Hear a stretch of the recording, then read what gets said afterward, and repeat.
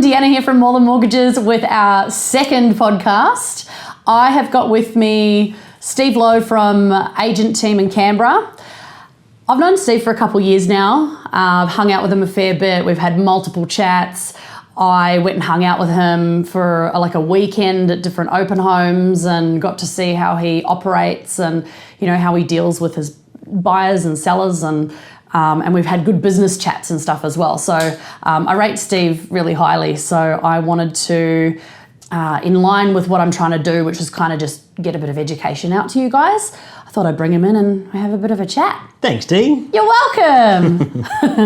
I do have a couple of notes here, but I asked Steve before, I said, look, what are people asking? Like, what do people want to know? And I think the answer to that is, well, you tell me. What are buyers asking? Let's start there. Yeah, so I guess one of the big points of difference that we have as an agency is that I quickly realised that buyers do tend to ask the majority of the same questions. A lot of buyers don't know how to buy a property. So when you inquire on one of our properties, we will provide you instantly an email with a website we've built for the sale of that property, and that answers like all the frequently asked questions that a buyer might have. So frequently asked questions, like if it was an auction, was like, you know, are they open to pre-auction offers? How do I make a pre-auction offer? What's involved in making a pre-auction offer? When do I pay the deposit? How much deposit do I have to pay? All those kind of questions are repeatedly asked from buyers. So let's take one of those. So when's the best time to pay the deposit? Well, at exchange-ish. Auction? Yeah, so let's say if it was an auction, you're the successful highest bidder at the fall of the hammer. Yep. The deposit is payable there on the spot. Yep. The next question that buyers have is, well, how do I transfer $50,000, for example? You guys have ATM machines, don't you? Yeah, like there's no EFTPOS machines? Yeah, you can have an EFTPOS machine, which requires somebody to put their card on the machine. Yeah. The way that we personally do it Yeah. is that these days with OSCO payments, fast payments. True. Yeah, we just say to them, pay me $1,000 straight away. So they can just log onto their phone, they can transfer that, it'll show up on my trust account instantly. So when they're doing their phone, I'll see it hit my trust account on my phone. And I say, cool, the numbers you've got are correct. That'll do for now. We've got $1,000. That's all we need to exchange the contract. We've got a special condition in the contract for that part deposit clause. And then you can transfer the balance of the 5% or 10% deposit over the next few business days. So we've got 72 hours, for example, to do that. Yeah. Otherwise, the buyer's in breach of contract. It's not the end of the world, but it's... What if they can't give any money? Yeah. Yeah. So. Well, I was told, and I don't know if this is true, but that you could technically exchange on $1. You can. So for a contract to be affected, to be exchanged, you need offer and acceptance, you need a signature and $1.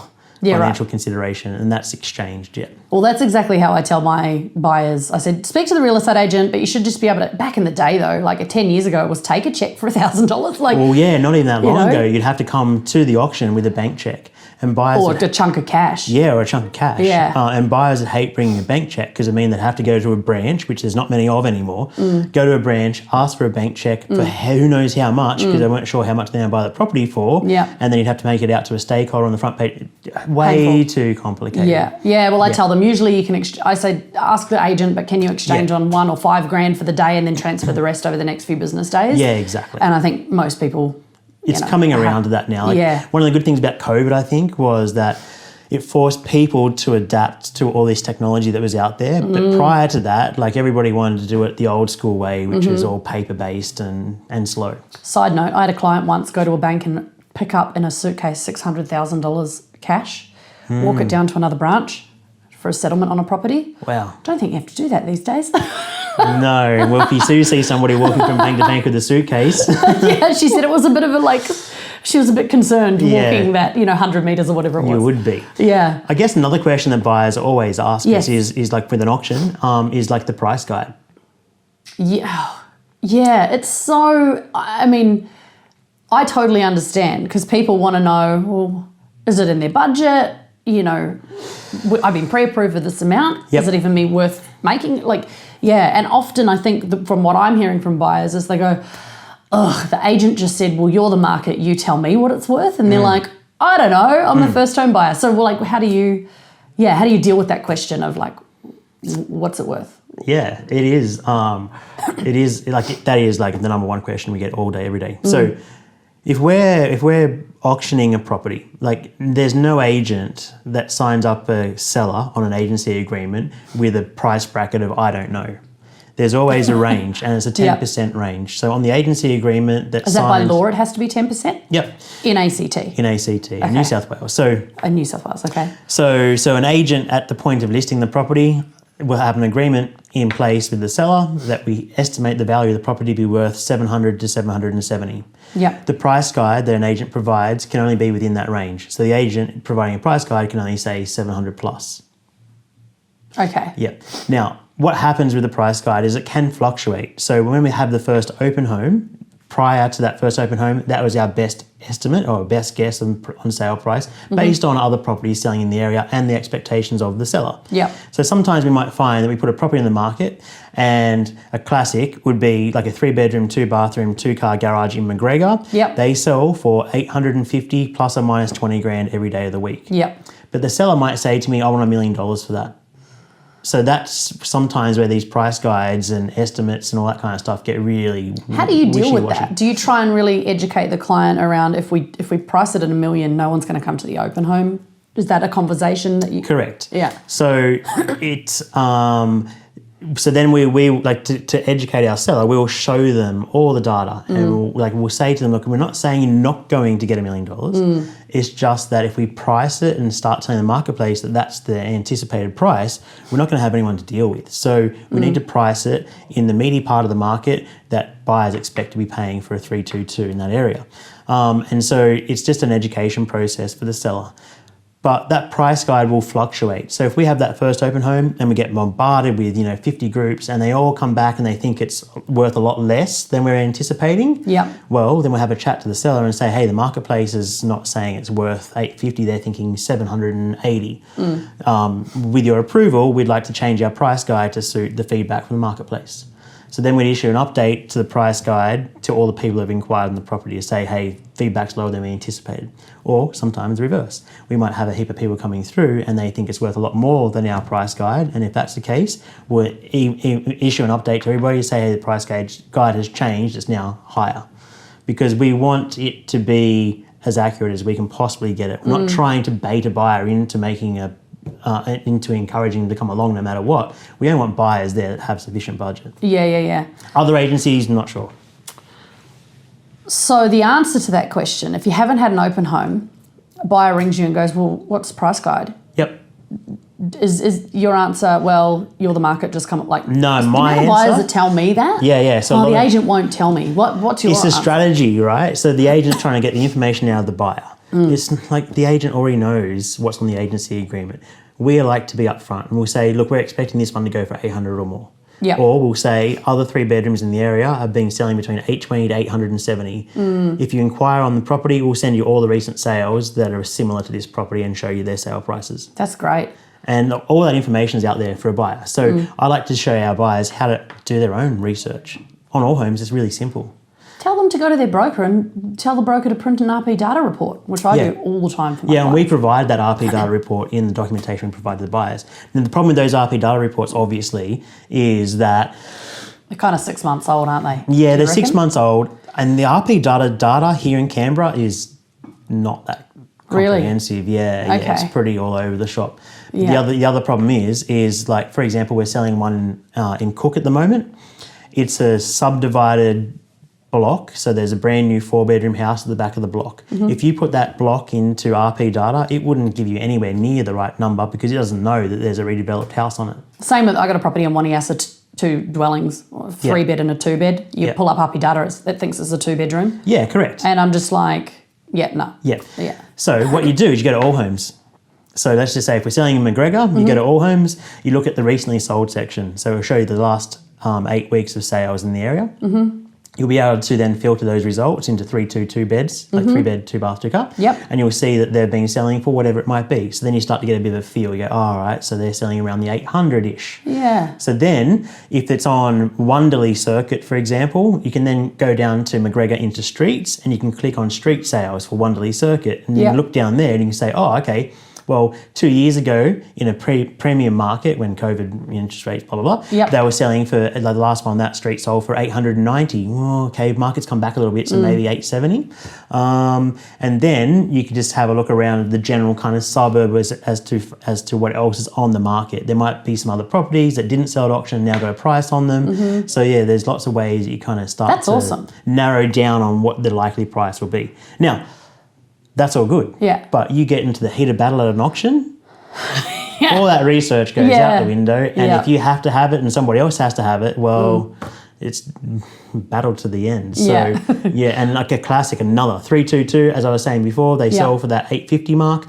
We had one where 2 buyers had to have it pre-auction and it sold for 920. That was not, like, our price guide was not 920. Our price guide was 830 to 870. But it sold for 920. Now, that's just the way the market works. What's the normal, because I'm curious, so if you've got 2 buyers, that was at auction, did you say? Pre-auction. Right, yeah. Well, how does that process, so they're putting in an offer, you go, do you then show this person, okay, well, do you want to make is it kind of like whoever just stops making the offer first? Basically, yeah. So just like normal auction. So an auction on site, it's the same thing. Somebody's raising the paddle saying, this is my offer. The best thing about an actual on-site auction is that it's really transparent. There's a lot of visibility. A lot of visibility. So as a buyer, you know that there's another physical buyer there willing to pay more than you. And if you want to buy it, you've got to pay more than them. There's so much distrust of real estate agents. Like, the amount of times I hear when they go, I don't know if they're being truthful, which is a shame, because for the real estate agents out there that actually are genuine and actually just doing the job, and, it makes it hard. It makes it hard, yeah. You've got this extra barrier to really get across to, like, build some rapport and trust with people. Correct. Yeah, it's a really tricky balancing act, I guess. But I think by just providing the buyers with how to, self-educate on prices and how to use the tools that are available to them to work out what they think it might be worth. But at the end of the day, like, as I said, all that falls to the wayside. If you have to have that property, you're going to pay whatever it takes in a lot of cases, as long as you've got the capacity to do it. Yeah. So yeah, like, the benefit of actually, so a lot of buyers are scared of going to auction. They're scared of the anxiety, the public openness of it all. Yep. But the very best thing for a buyer about going to auction is you can see where the marketplace sits. So you only need to be $1,000 more, or even $1 more than the next highest bidder. I didn't even think of that. Yep. I think when I bought 10 years ago, I just clicked no auctions. Yeah. I'm like, nah, I'm too. Yeah. And so you could have missed out on some opportunities, because for a lot of sellers will take a little bit less on auction day, because it means an unconditional sale.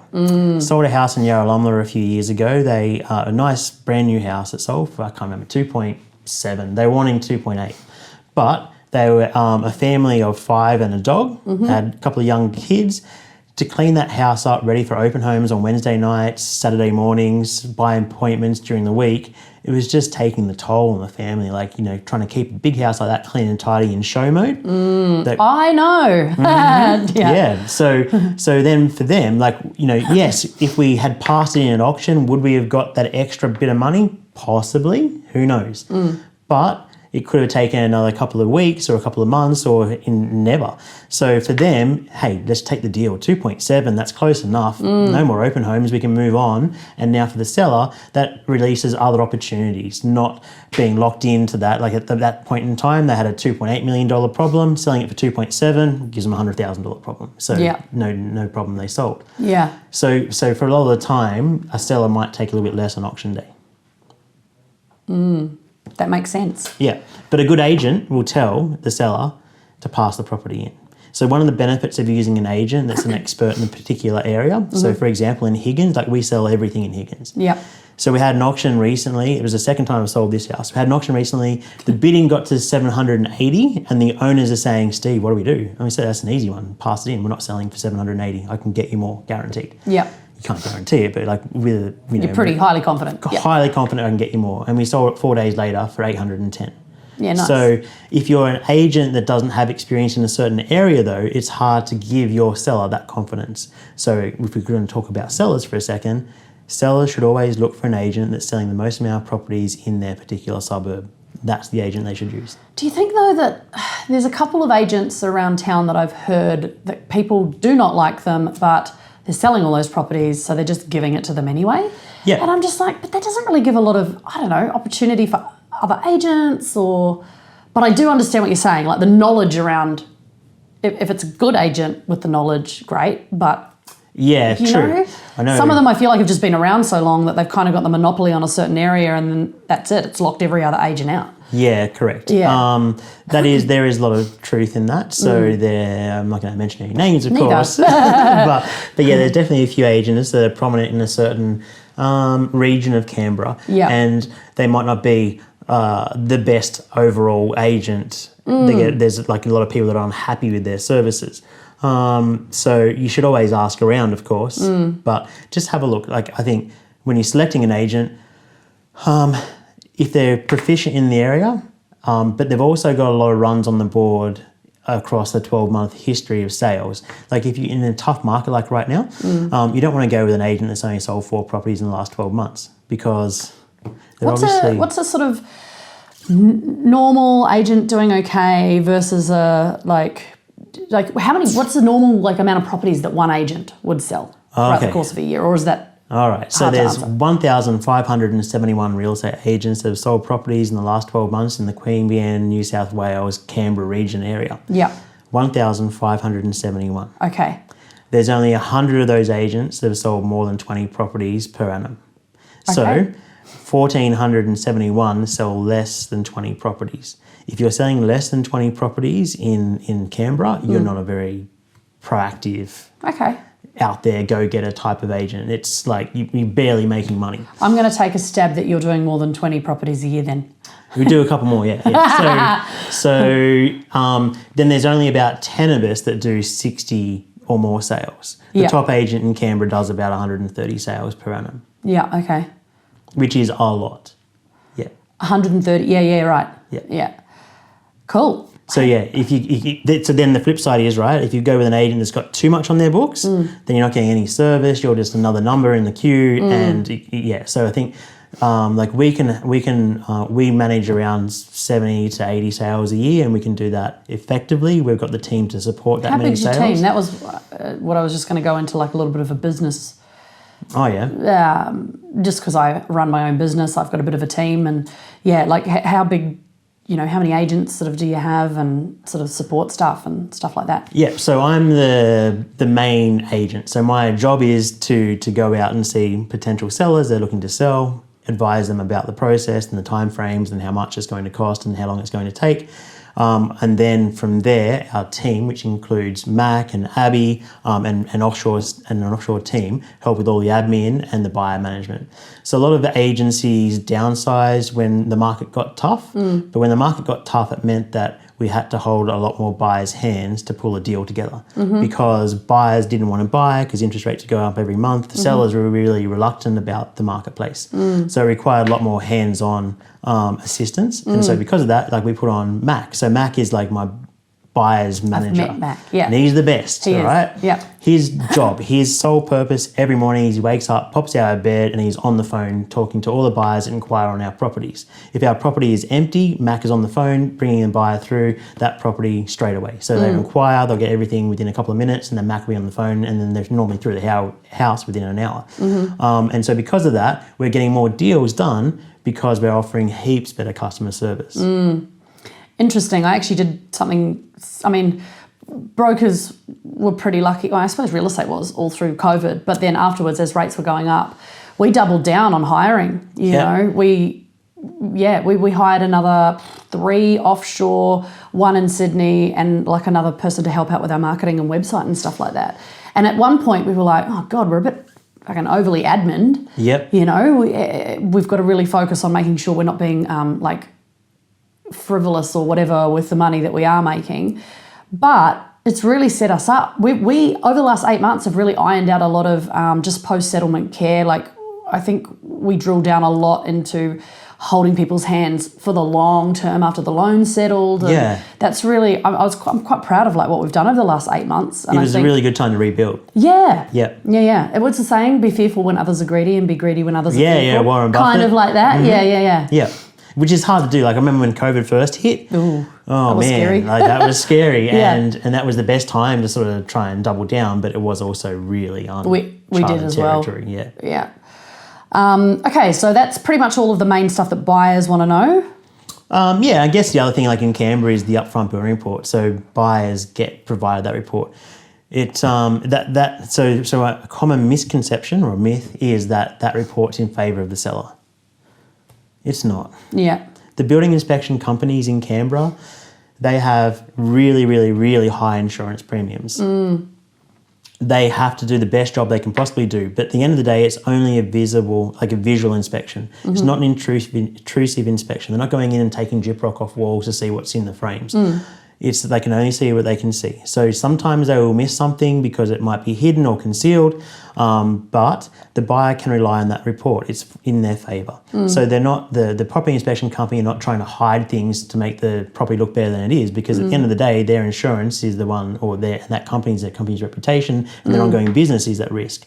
So yeah, you can rely upon that report. But if you read through the report, it'll say, we suggest that you get a plumbing inspection done, or we suggest that you get an electrical inspection done, or a third party look at something further in detail. So yes, it'll give you high level defects that you should look into a little bit further, and they'll give you a categorization as a minor defect or a major. So there's lots of minor ones like chipped roof tiles, cracked silicon, wear and tear, little minor things like that. Every house is going to have something like that. Yeah.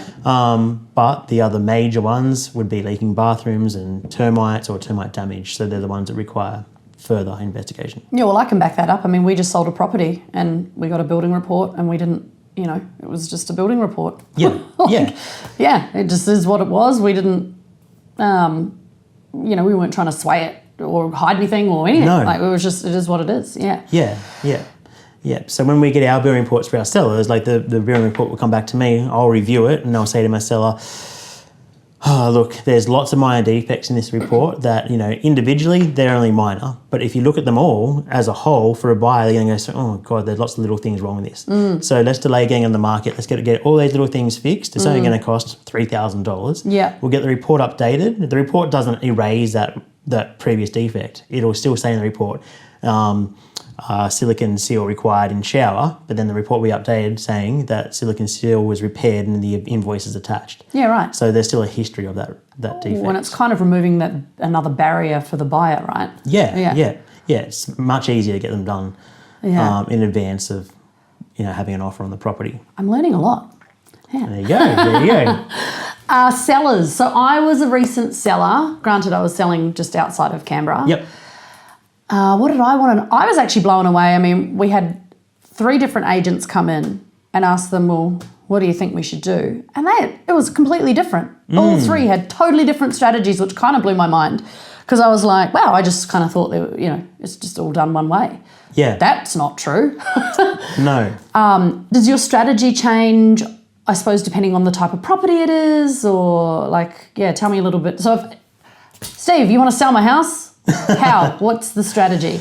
Let's say it's a 4-bed, 2-bath, double garage in McGregor. Okay, so I'll design a strategy based on a number of different things. And so when you meet with me, I'm going to be quizzing you about your situation. Like, where you're looking to move to, how soon are you looking to move? Have you got anybody you can move in with in the interim? Are you open to the idea of styling? Are you looking to get any work done to the property? How much are you expecting to get for it? And so once I ask all these kind of questions, then in the back of my mind, I'm formulating a plan for that particular property based on the owners and what they want.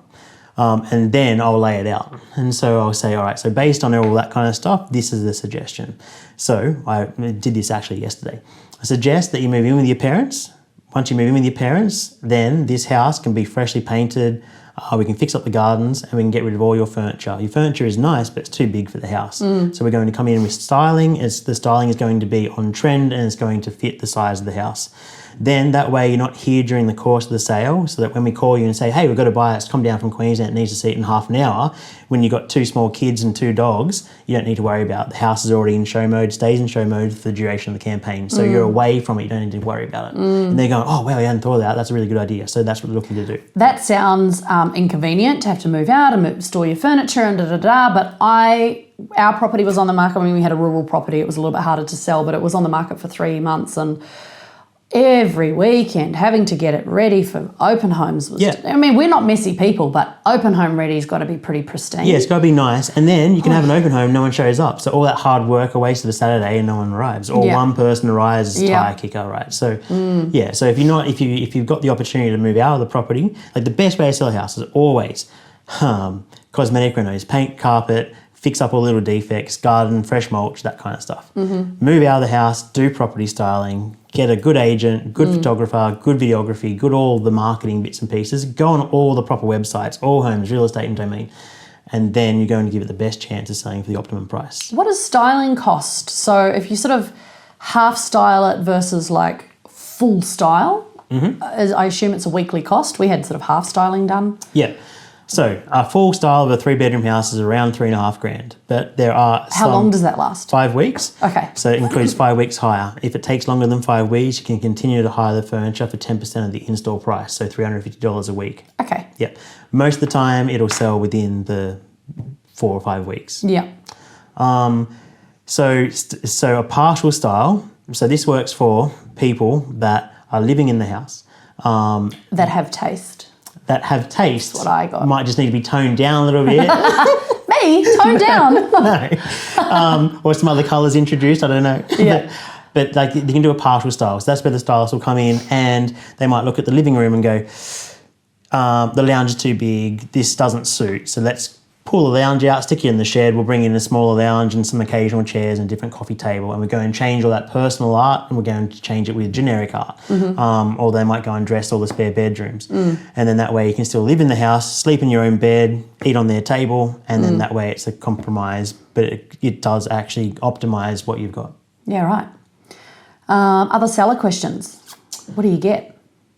Well, a big question is, how much is my house worth? Yeah. Yeah. Nobody knows. That's the thing. Like, there's no recommended retail price for property. So it's based on a number of factors, right? So like most sellers have an idea in their heads about what they'd like to sell it for. Agreed. I always ask people, what do you think your house is worth? And they have some idea. They have some idea. So, and they're not going to sell unless they get the price that they're happy with. So it doesn't matter what I think the house is worth. So the question I always ask my sellers is, how much do you want? So if I go into a house in McGregor and they say to me, look, we're hoping to get $850 for it, I'll say, look, $850 for a 3-bed, 1-bath, 1-car doesn't happen in McGregor. There's never been a sale in that price range. If there's another agent out there promising that, go for it. But 3-bed, 1-bath, 1-cars in McGregor sell between $660,000 to $720,000, depending on the floor plan, block size, and the overall quality of the home. Yours sits within that bracket somewhere. Obviously, if somebody wants to pay $850,000, we'll take their money. But I want you to go into this realistic. Otherwise, you're wasting all of our time and money by going into the marketplace, overpricing the property. We're not going to get any interest at that level. Yeah. And so I'm really upfront about it. I might not win all the business, but the business that I do win is aligned with the marketplace and where they sell. Well, I was thinking, like a lot of people are like, oh, I've gotten 3 real estate agents to come in and price up my house, and, one's grossly over. Yep. And I think people are getting a bit more wise to not so much just taking the highest one, but it wasn't that long ago where people were like, oh, I'm just going to take the highest one. And my thing was, well, first of all, if that real estate agent cannot get that price, they might get that sale, but then long term, the reputation of that agent and that business is like garbage.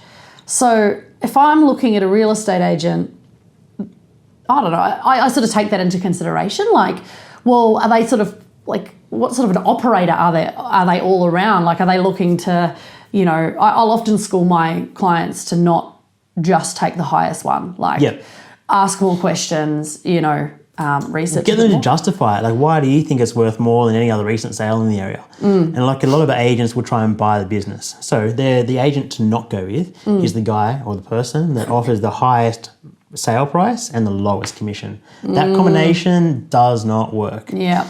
Classic example, had a phone call from a seller. He called me up almost in tears and he said, Steve, I've got this house. It's not selling. Can you come have a look at it? I said, yeah. So we went and had a look at it. And he goes, why is it not selling? I said, well, you've painted it basically black on the inside. You're living in the property so it needs to be styled, it needs to be repainted. And like, this is all stuff that he didn't want to hear, but you have to tell them up front. If you don't, you're the one that carries the can at the end of the day. And it had been on the market with another agency for 150 days and hadn't sold, no offers at the price the agent told him. What is that, like 5 months? Yeah, at the price the agent told him he could get. And he said, oh, why should I go with you? And I said, well, look, we've sold 22 properties in the last 8 weeks. Your agent sold 4 properties in the last 12 months. So you've got a combination of problems here. One, your agent is a little bit inexperienced in getting deals done. He's not giving you the information that you need to make informed decisions. The property needs to be changed. So he agreed to go with us. We got it painted, we got it styled, we fixed up the little bits and pieces of defects. We put it on the market on the Thursday, opened it on the Saturday, it was sold on the Monday. That's so good. So yeah, he was stoked. Yeah. And that's not the only time that's happened. And like sometimes I'll miss business and I'll see it go on with another agency, and I know that they're kind of going to maybe come back to us because, you know, eventually they're going to understand that the market doesn't sit where they thought it was going to sit. Yeah. I actually do the same. So, you know, if for whatever reason I haven't won the business, I'm like, you'll probably be back. I'll be waiting with open arms and I'm happy to help when you do. Yeah, of course. Yeah. And good luck. Like, hopefully you do get the price you want. Yeah. And if you do, awesome. That's really, really good. It helps us out as well because it's going to increase the values of the properties in the area. But yeah, I think sellers need to go into it with a realistic mindset because you're going to be spending time and money getting your price on the market. That's not recoverable if you don't get the price you want. And you also said something before, like push back on your agent if there's questions. Yeah. Like get them to justify stuff. Yeah. Yeah, right. Yeah. I'm a bit of a, I don't know whether I'm a weirdo in this way, but like, I'm sort of like, oh, well, they're the professional. I should trust what they say. For example, I'll go get a massage, and if they're pushing too hard and it's hurting, I don't want to tell them. I'll just grin and bear it for 90 minutes because I feel bad about telling them how to do their job. Yeah, got tears coming out of your eyes, it's good for me. But, with, I suppose it was different for the agents I spoke to because 2 of them I at least trusted and I knew. But yeah, I don't know, it felt a bit strange to push back, but I suppose it's such a huge, that's probably just me. There's probably my type of personality of, I'm very trusting, which borders on naive sometimes, has got me into some financial issues in the past. I think I'm getting a bit smarter with it. But yeah, it's an interesting point. Like if you're a seller, don't be afraid to push, to ask, get them to justify. Yeah. Push back a little bit. Yeah. Why do you think it's worth so much more than anybody else? And how are you going to get me that price? Yeah. But it's interesting what you said, like 3 different agents, 3 different strategies. So yes, that's true. So there are definitely some agents that are auction-only agents. Their only strategy for your sale, regardless of your situation or wants or needs, is we want to take this to auction. 1-bedroom apartment in a 100-unit building. Auction. Auction, Interesting. right? Yeah. They're always going to suggest that. Then there's other agents that have not had much luck with auctions in the past, and so they're afraid of an auction and they won't go down that path. And so they'll say to you, best option only is to put a price on it. The way that we do it is that we do a blend. So I will, depending on the property, but most of the time we'll launch it as an auction campaign. If we have enough interest during the campaign to run a competitive auction, we'll run the auction. If I don't, I'll cancel the auction, I'll put a price on it. The price is now based on feedback from the marketplace. Pretty simple. Makes sense, yeah. Makes a lot of sense, works every time. We can pivot to suit the marketplace and the buyers that we're dealing with. So it doesn't work every time. It's like, you're not going to put an apartment on via an auction campaign. There's not enough demand for apartments to ever run an auction campaign. It's a waste of time and it just turns buyers away from it. Apartments are generally priced as an offers over campaign in Canberra. So they're put on for $399 plus. That's another question. What does $399 plus really mean? Yeah. Because some people are like, oh God, it said it would go for $750 and it went for $950. Yeah. So if you see an advertised price at $799 plus, private treaty sale, where do you make your offer? 800? Yeah, $799. Start at $799. I've been flat out. People have just been turned away going, nah, you're going to have to offer more than that. It's like, okay. Yeah. So what do look, you normally see? Is there a ball like is it 10%. 10%? Yeah, okay. Yeah, it's going to have to be 10% to be as per legislative requirements. Like the Agents Act says 10%. So you can't, like an offers over campaign, you can't price it 20% below the purpose agency to get agreement. people there. Yeah. Well, that's good to know. Yeah. Is that checked? Is that sort of, I don't know, are you guys audited? Yeah, there's spot audits, yeah. Okay, that's good. It's good to know because I think it just gives, the buyer and the seller a little bit more confidence that there's not these cowboys going out and doing whatever they want. Yeah, because so many, again, going back to the whole like, no one trusts real estate agents. Yeah, they've done it to themselves a lot of the time. Yeah. Yeah, the industry has. So yeah, if you see a property that's advertised as offers over 799, look, you can try and offer less than the asking price. You can go in at 780. Sometimes all that does though is put the seller offside with you. That's what I try and tell my clients as well. Yeah. Don't be a dick about it. Yeah. Don't waste people's time. Yeah. Yeah. So if it says 799 plus, there's no harm in starting at 799. Say to the agent, we'd like to offer 799. Now a good agent will say, great, thanks for your offer. I'll have a chat to the sellers and get back to you. Then they'll have a chat to the seller and the seller goes, and if there's no other interest, then that is your best offer. So the seller might have to really think hard about that offer. The seller could just come back and say, look, no, not interested. But the seller is more than likely to come back and say, look, if you can go to 810, we'll sell. And so then the agent. I suppose it depends on number of days on the market and all that sort of stuff. Motivation of the seller, like they might have already purchased something, right? Bridging finance, opportunity costs, all that kind of stuff adds up really, really quick. Might be an investment property; they're not getting any rent from it anymore, so they just want to get rid of it. They just want to get rid of it. So there's just don't upset the seller by offering less than asking price. Just at least offer the asking price. That's good advice. Start from there. If you come back with a counter offer, wriggle up if you need to. Yeah, the amount of people that are like, I'm just going to do a low ball. And I'm like, look, I get it if it's been on the market for 6 months. Potentially. What's your view? If it's been on the market, I mean, you probably don't see this. Your properties are probably not on the market for 6 months. We've got a few that sit in the market and they're generally properties that are tenanted. So they're just like, whatever. We're not motivated. Not motivated to sell it. We'll sell it if we get a certain price. It's making good money for us. Okay. Yeah. So what was the question? Don't know, but I did think of another question. Investment properties in Canberra. Speaking of tenants and yada, yada, yada. Yeah. Well, I'm noticing, especially now that rates are so high, we've got land tax and all of the costs. Like, I am sort of suggesting to people, look, I personally would not be buying an investment property in Canberra today.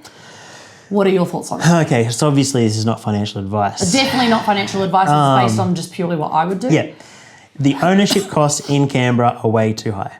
Right. So you go and buy the property, you pay stamp duty, and then you're going to be paying, if it's an apartment, you're going to be paying body corporate fees, you're going to be paying land tax, which is a ridiculous amount of money. And then, Canberra's rents. And rates, don't forget council rates. Yeah. Property management fees.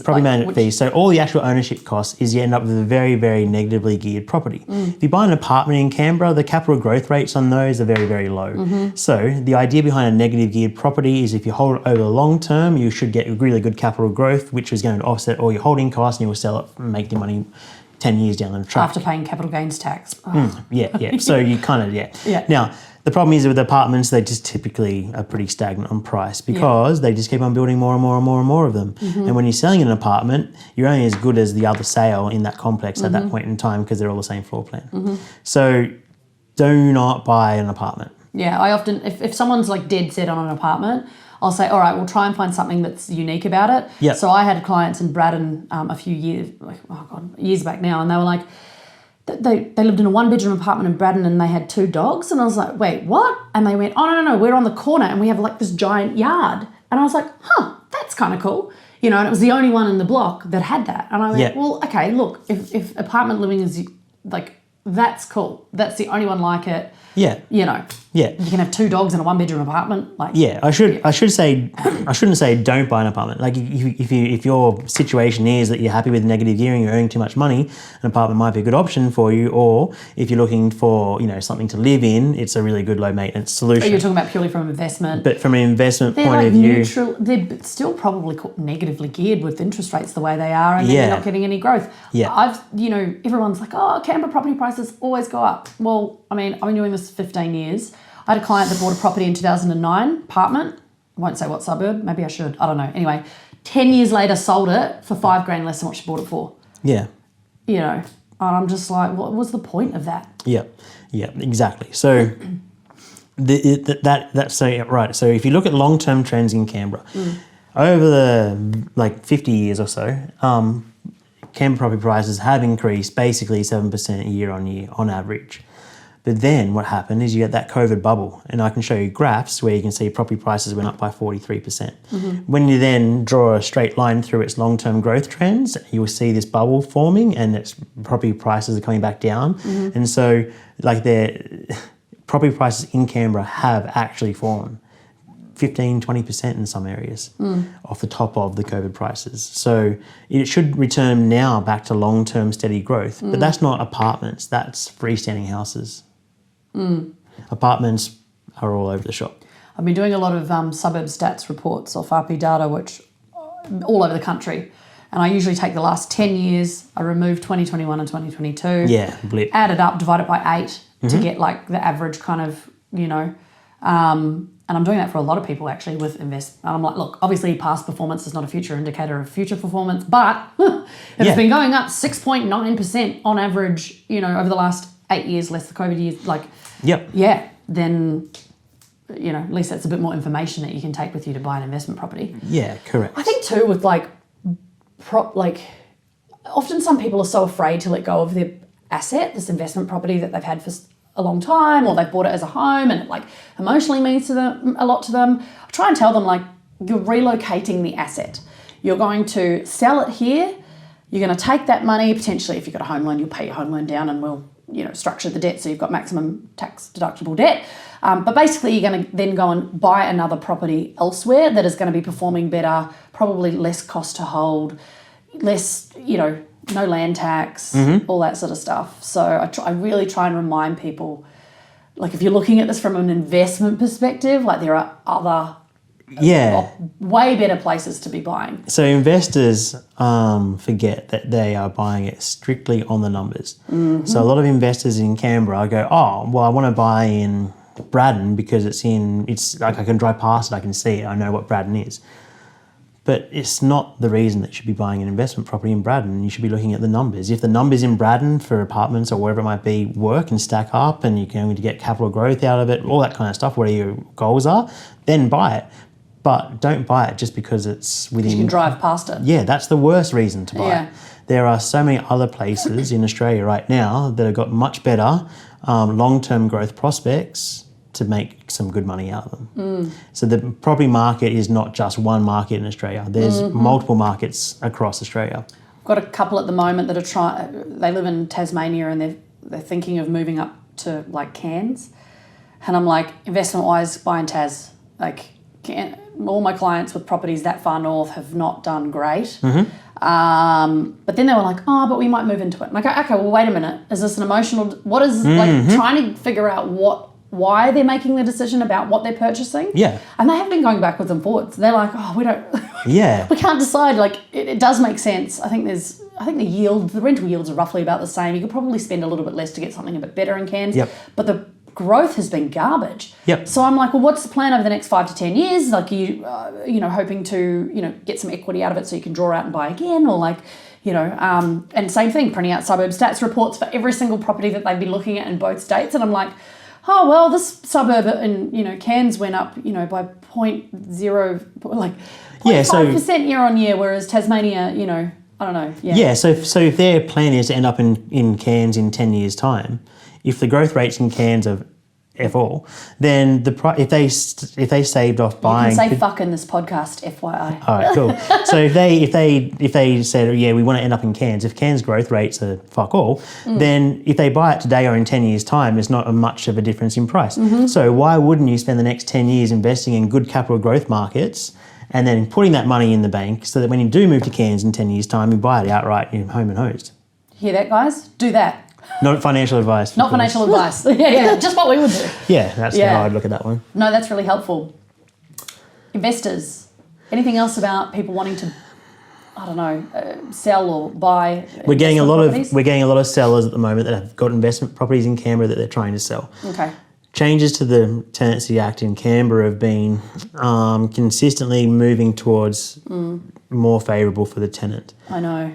And it's got to a point now where it's basically ridiculous. Yeah. So as a landlord, as the owner of the property, you have no rights anymore of that investment property. You can't evict a tenant. You can't stipulate you don't want pets. They could literally have a giraffe. So it's ridiculously in favour of the tenants now. Now, like, I understand, like, tenants need to be looked after. Totally get that. But when the investor has no rights over the property, it's not conducive to investors wanting to buy and provide that accommodation for tenants.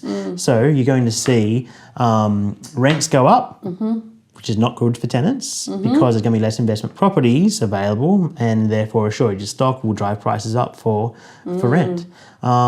It needs to be a fair playing field, not completely one-sided towards a tenant. Well, I'm noticing the difference. So we've had an investment property in WA for 12 months, got a dual occy in Waniasa, and yeah, I just notice there's a lot more, I have a lot more control, I suppose, over the WA property versus I lived in that house for 6 years and I never noticed whatever the issue was, you know, but the amount of shit we have to replace. Yep. You know, we were almost, I think we're going to have to get the whole house making it warmer. Oh, you're already insulated. Yeah. Insulated. And I'm like, that's just, I don't know. There's another $9,000 gone, right? Yeah.